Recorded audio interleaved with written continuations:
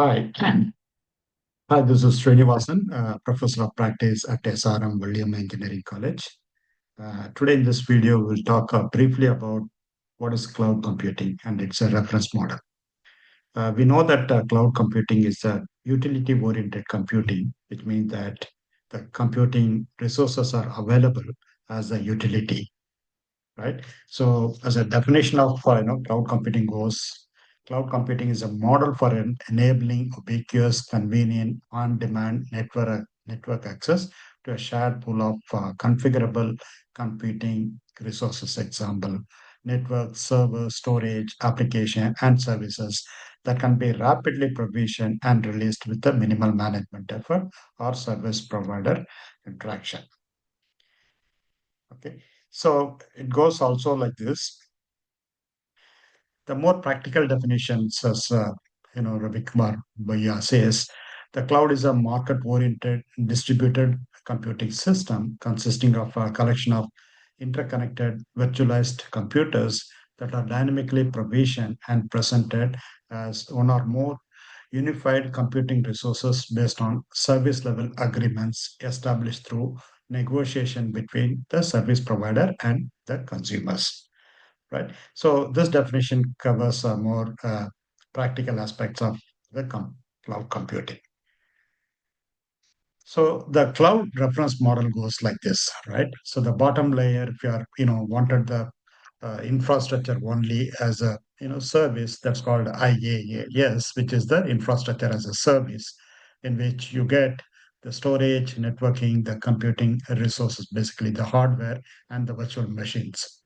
The examples of them are Amazon EC2, S3 is a storage one, RightScale, vCloud, and so on.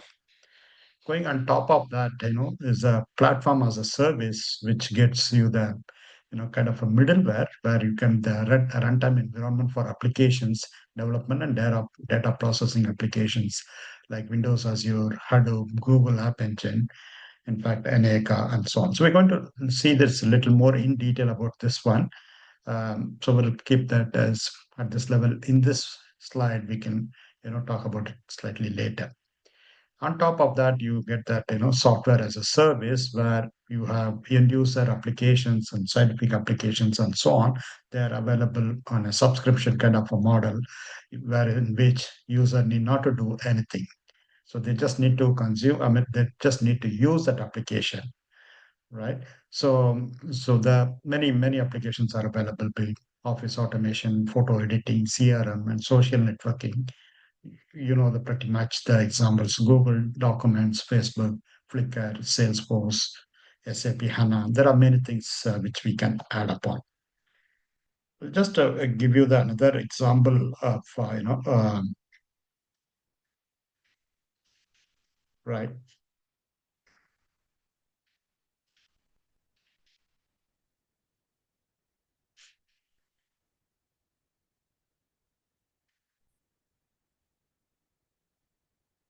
Yeah, so there's another way of looking at the cloud reference model.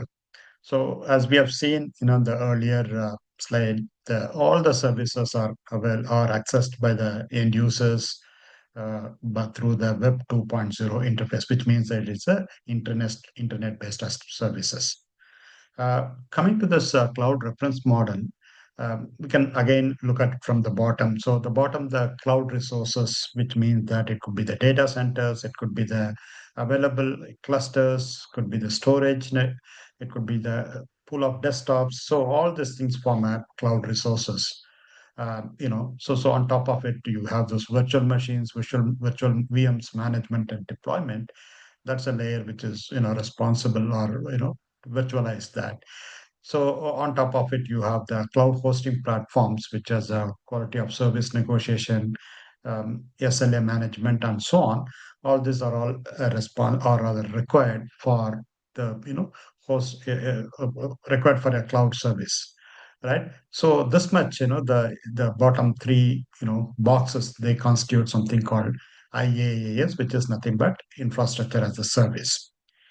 If you take out, the cloud resources alone, the rest of the two layers, we can call it as IaaS as a middleware, basically because it can sit on, any of the cloud resources, and they can form a cloud service, IaaS service. So that's what it's called as, IaaS. Yeah.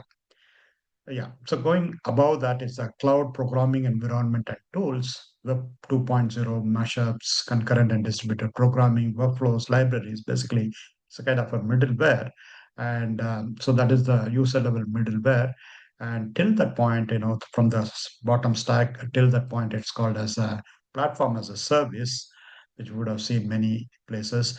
Whereas if I take only the cloud programming and environment layer, and tools. So that is only called as pure platform as a service, an example of an ACOM, which means that they can work on any of the IaaS service providers.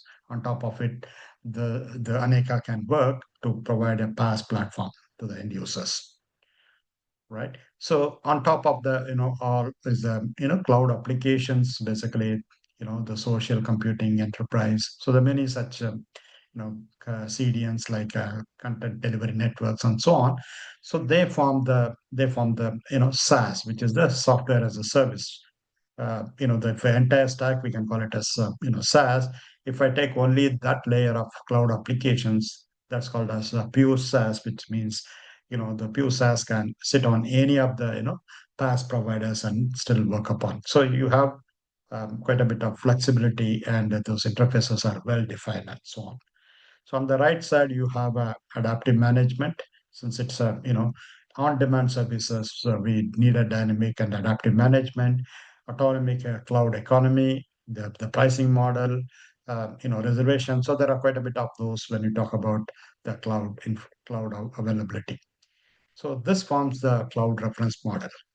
If you have any questions, please feel to mail me. Thank you.